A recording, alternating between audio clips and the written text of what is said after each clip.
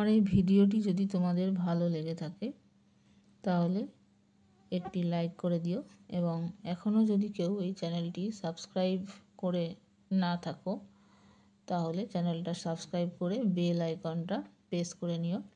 তাহলে যখনই video upload করা হবে তখনই সবার প্রথমে তোমাদের কাছে নোটিফিকেশান চলে যাবে, এবং আরও নতুন নতুন গুরুত্বপূর্ণ ভিডিও তোমরা দেখতে পাবে। ঠিক আছে, দেখো আজকে আমরা করব ক্লাস 7-এর রায়ান মার্টিন প্রশ্ন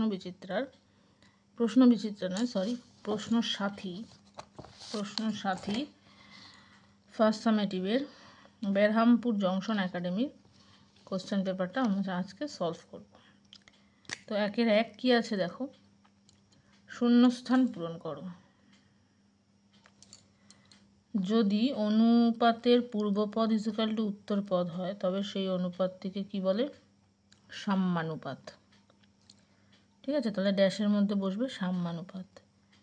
next, a⁴ by a⁵ into x⁻² এর মান কত? তাহলে কি হবে দেখো, a⁴ by a⁵ into x⁻², এটাই ছিল। এটা মানে হচ্ছে a⁴, এটা বিয়োগ হয়ে যাবে ইন্টু x⁻², তার মানে এটা হয়ে যাবে a², এটা -2 মানে 1/x², তাহলে x²/x²। ঠিক আছে, নেক্সট 3 নাম্বার, সত্য অথবা মিথ্যা লেখো। সকল রম্বসই সামান্তরিক। সত্য, কারণ রম্বসের বিপরীত বাহুগুলো পরস্পর সমান্তরাল, তাহলে এটা হবে সত্য। নেক্সট, ABC যাদের মান 0 নয় ক্রমিক সমানুপাতি হলে সঠিক উত্তরটি কোনটা? সঠিক উত্তর হচ্ছে এইটা, A into B equal to C into C, মানে প্রথম পদ ইন্টু তৃতীয় পদ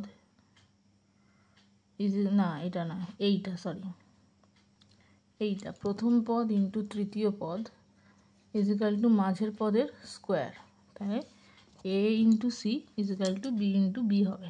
ঠিক আছে, নেক্সট দেখো পরের অঙ্ক 2-1। শিবাজি সংঘের ক্লাবে যতজন সদস্য আছে প্রত্যেকে সদস্য সংখ্যার 5 গুণ টাকা চাঁদা দিয়েছে।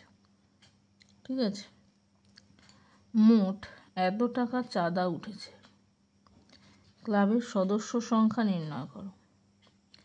তাহলে 5 গুণ চাঁদা দিয়েছে মানে এটাকে প্রথমে 5 দিয়ে ভাগ করতে হবে। ঠিক আছে, এবার তাহলে ক্লাবের সদস্য সংখ্যা কত হবে? এটাকে 5 দিয়ে ভাগ করে যেটা হবে সেটাকে বর্গমূল করতে হবে। ঠিক আছে, তাহলে স্টেটমেন্ট হিসাবে প্রথমে এই ফার্স্ট লাইনটা লিখে নিতে হবে। তারপর হবে ক্লাবের সদস্য সংখ্যা ইকুয়াল টু এইটা ভাগ 5 তার বর্গমূল। তাহলে দেখো কি করতে হবে, ক্লাবের সদস্য সংখ্যা ইকুয়াল টু ক্লাবের সদস্য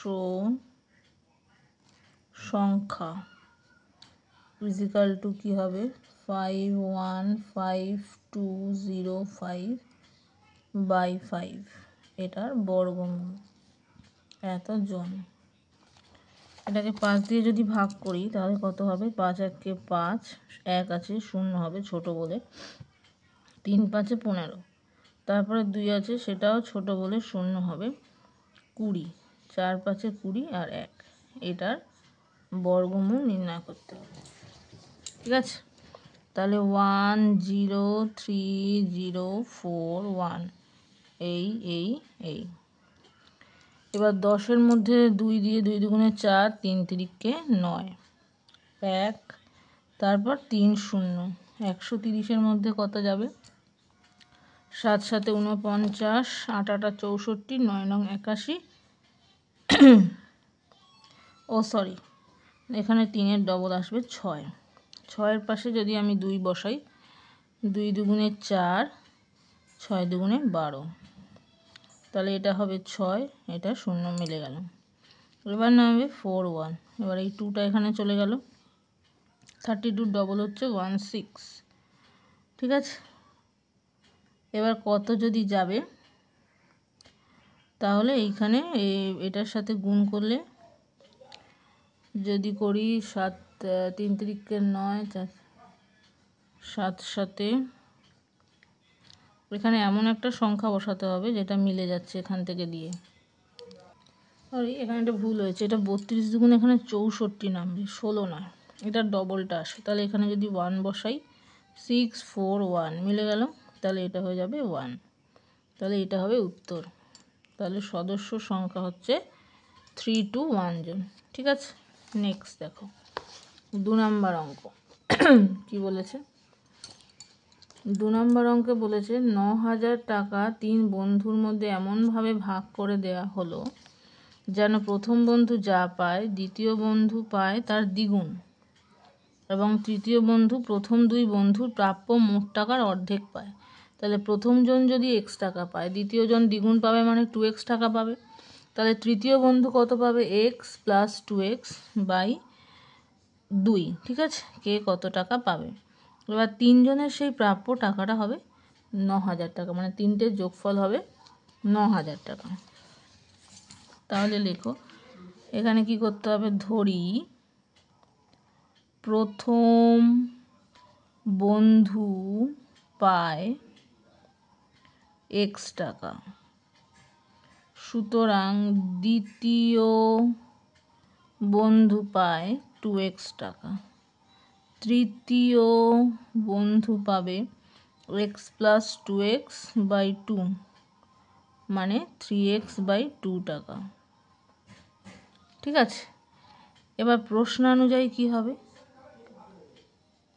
প্রশ্নানুযায়ী এই 3টে যোগফল x plus 2x plus 3x by 2 equal to 9,000, ঠিক আছে। এবার এখানে যদি লসাগু করি 2, তাহলে 2x plus 4x plus 3x equal to 9,000। তাহলে এখানে কত হচ্ছে, 6 3 9, 9x বাই 2 ইকুয়াল টু হয়ে যাবে 9,000 টাকা। তাহলে 9x বাই 2 ইকুয়াল টু 9,000 টাকা। 9 9 কেটে গেল, এখান থেকে 1000 থাকলো। তাহলে x ইকুয়াল টু 2 দিয়ে গুণ করলে 2000 হলো। এবার কি চেয়েছে, কে কত টাকা পাবে। তাহলে প্রথম বন্ধু পাবে 2000 টাকা, দ্বিতীয় বন্ধু কত পাবে, দ্বিতীয় বন্ধু দ্বিগুণ, তাহলে 2 গুণ 2000 মানে 4000 টাকা, ঠিক আছে। আর তৃতীয় বন্ধু কি পাবে, তৃতীয় বন্ধু পাবে 3 গুণ 2000 বাই 2, কারণ 3x বাই 2 ছিল, তার মানে এখান থেকে করলে 1000 ইকুয়াল টু 3000 টাকা, ঠিক আছে। এটা হবে উত্তর। নেক্সট দেখো 3 নম্বর অঙ্ক। 3 নম্বর অঙ্ক কি বলেছে, একটি ত্রাণ শিবিরে 4000 জনের 190 দিনের খাওয়ার মজুদ আছে। 30 দিন পর 800 জন অন্যত্র চলে গেলেন, যারা রয়ে গেলেন অবশিষ্ট খাদ্যে তাদের আর কতদিন চলবে, ঠিক আছে। তাহলে এটা গাণিতিক সমস্যা লিখে অঙ্কটা করতে হবে, সমানুপাতের অঙ্ক। তাহলে কি হবে দেখো, গাণিতিক সমস্যাটি হলো, ঠিক আছে। বার করতে হবে কত দিন সংখ্যা চলবে। তাহলে এখানে হচ্ছে লোক সংখ্যা, লোক সংখ্যা হচ্ছে জন, আর এখানে হবে দিন সংখ্যা, দিন সংখ্যা হচ্ছে দিন। 190 দিনের ছিল, সেখান থেকে 30 দিন চলে গেছে মানে 160 দিন। আর এইখানে 4000 জন ছিল, 4000 জনের মধ্যে 800 জন অন্যত্র চলে গেছে, তার মানে এতজন আছে। এটাকে আমি এক্স ধরে নিতে পারি। ঠিক আছে, এবার লোক সংখ্যা যদি কমে, কারণ 4000 থেকে 3200 হলো, তাহলে কি হবে? লোক সংখ্যা কমলে দিন সংখ্যা বাড়বে। সুতরাং লোক সংখ্যার সঙ্গে দিন সংখ্যার ব্যস্ত সম্পর্ক। সুতরাং সমানুপাতটা কি হবে? 4000:3200 সমানুপাত x:160। ঠিক আছে, x:160। তাহলে এখান থেকে হবে 4000/3200 x/160। যেহেতু ব্যস্ত সম্পর্ক হলো, এক্সটা আগে গেল, মানে এটা ওপর থেকে নিচে এলে এটা নিচ থেকে ওপরে। যদি সরল হতো, এটা ওপরটা নিচেরটা হলে এটাও ওপরটা নিচেরটা হতো। হলো। এবার 2 শূন্য কেটে গেল। এখানে যদি আমি কোনাকুনি গুণ করি, তাহলে 32x = 160 × 40। তাহলে x = 160 × 40/32। 16 দিয়ে কাটলে এটা 10, এটা হচ্ছে 2, 20। তার মানে ওটা হবে 200। ঠিক আছে, এটা হবে উত্তর। নেক্সট দেখো 3 দাগের অঙ্ক। কি বলেছে? সংখ্যা রেখার সাহায্যে 7 × -3 এর মান নির্ণয় করো। এটা দেখো 7 × -3, তার মানে মাইনাসের দিকেই যাবে, প্লাসের দিকে অত আমার না করলেও চলবে। এই হচ্ছে একটা সংখ্যা রেখা। এইখানে আমি করলাম 0।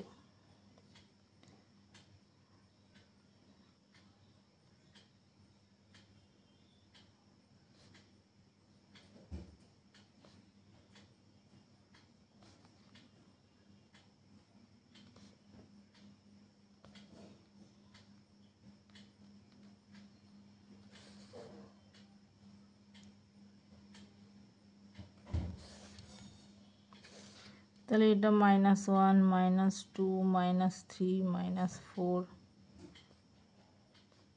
এইভাবে যাবে।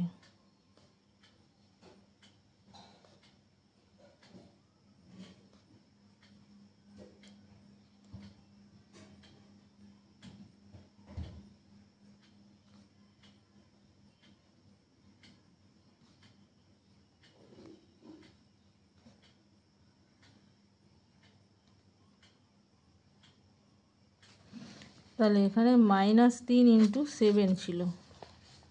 ঠিক আছে, তাহলে -3টা যাবে 7 বার।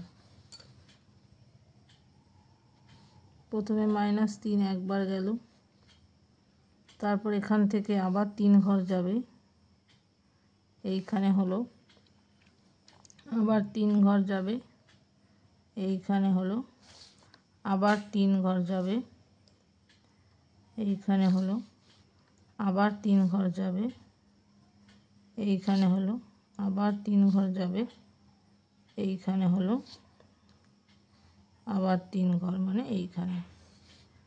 তাহলে এটা -3, এটা -3, এটা -3, এটা -3, এটা এই। তাহলে টোটাল গেল -21, 7 বার গেছে, 1 2 3 4 5 6 7। তাহলে 7 × -3 মানে -21। ঠিক আছে, নেক্সট দেখো 2 নম্বর অঙ্ক। একটি খনিতে একটি খনিতে একটি লিফট 8 মিনিটে 24 মিটার নিচে নামে। লিফটটি যদি সমবেগে চলে তবে লিফটটি 6 মিনিটে কত মিটার নিচে নামবে? এবং ওই লিফটটা যদি ভূমির 10 মিটার ওপর থেকে নিচে নামতে শুরু করে তবে 70 মিনিটে ভূমির কতটা নিচে নামবে? তাহলে 8 মিনিটে 24 মিটার নিচে নামে মানে 6 মিনিটে কত নিচে নামবে? তাহলে লিফটটি 8 মিনিটে নিচে নামে 24 মিটার, সুতরাং 1 মিনিটে নিচে নামবে 24/8, আর 6 মিনিটে নিচে নামবে 3 × 6 18 মিটার। ঠিক আছে, এবার বলেছে এটা একটা উত্তর হয়ে গেল, সমবেগে নিচে নামলে 6 মিনিটে কত। এবার বলেছে ওই লিফটটি যদি ভূমির উপর 10 মিটার ওপর থেকে নিচে নামে 70 মিনিটে, এবার সুতরাং 70 মিনিটে নিচে নামবে, এখানে 1 ছিল 3, তাহলে 3 × 70 210 মিটার। ঠিক আছে, এবার 10 মিটার ওপরে ছিল, তাহলে 210 থেকে এই 10 মিটার ওপর থেকে নিচে নামলে ভূমির নিচে নামবে 10 - 210। তাহলে লিফটটি যদি ভূমির 10 মিটার উপর থেকে নিচে নামে তাহলে লিফটটি যাবে 10 - 210 মানে -210 মিটার। তখন কিন্তু আমি নিচে কথাটা লিখলাম না, দেখো, কারণ -210 -200 মিটার মানেই নিচে, সুতরাং লিফটটি 200 মিটার নিচে নামবে। ঠিক আছে, যেহেতু -200 হলো তাই জন্য কিন্তু নিচে নামে লিখিনি কথাটা, 10 মিটার ওপর থেকে নিচে নামে যদি,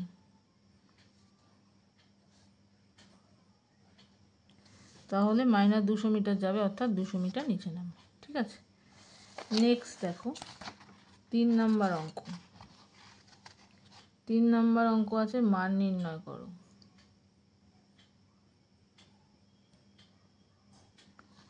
12 cube × 8 square by 6 square × 3 cube. এটাকে যদি ভাঙি, 12 মানে 3 × 2 × 2, 8 মানে 2 কিউব,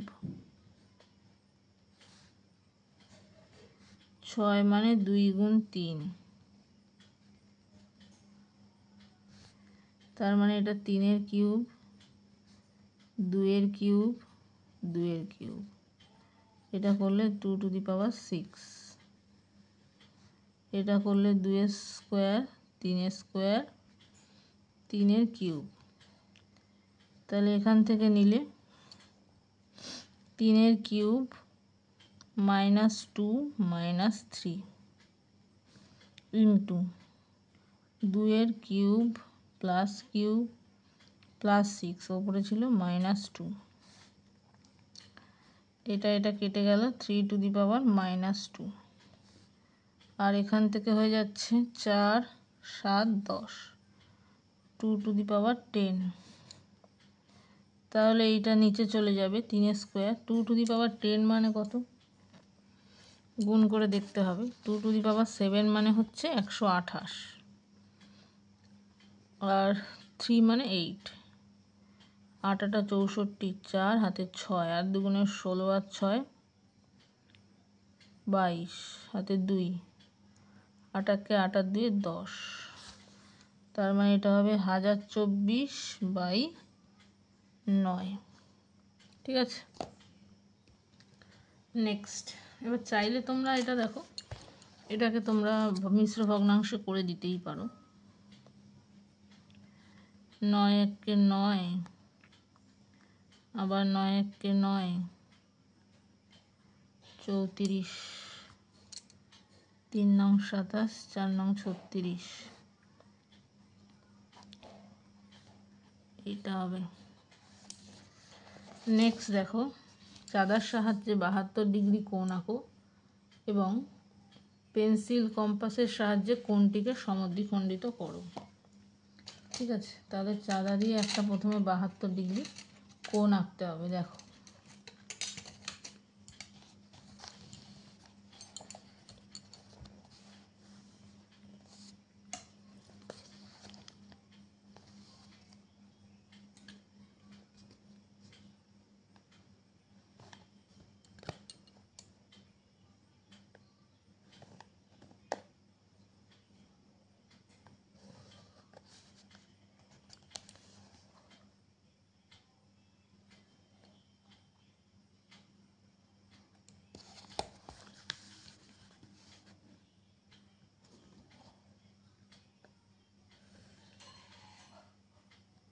এই 72 ডিগ্রি, এবার একে সমদ্বিখণ্ডিত করতে হবে।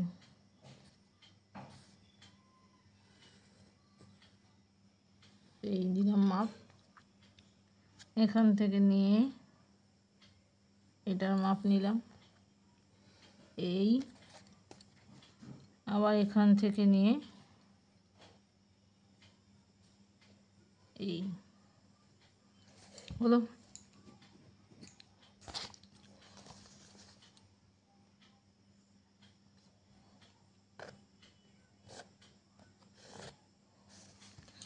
এই হয়ে গেল সমদ্বিখণ্ডিত।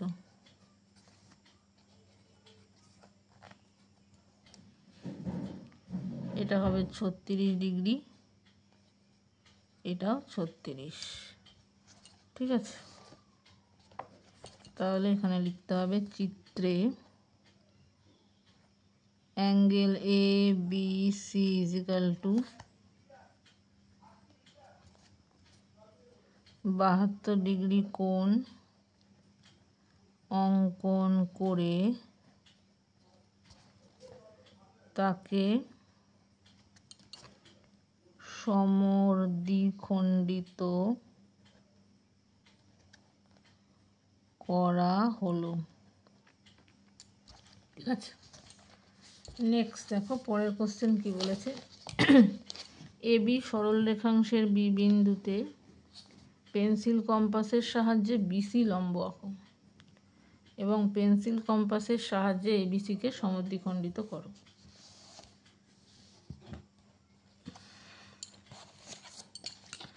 তাহলে একটা যে কোনো সরল রেখা আঁকবো এবি, এ বি, বিসি লম্ব আঁকবো মানে এখানে 90 ডিগ্রি কোণ আঁকতে হবে।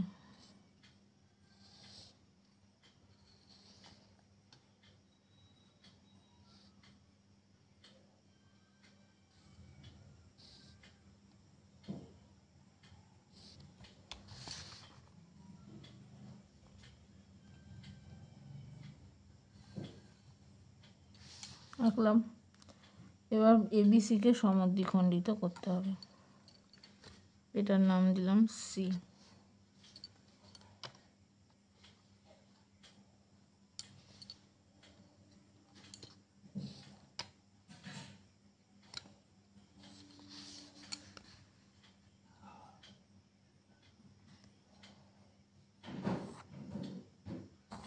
সমদ্বিখণ্ডিত করলাম ডি।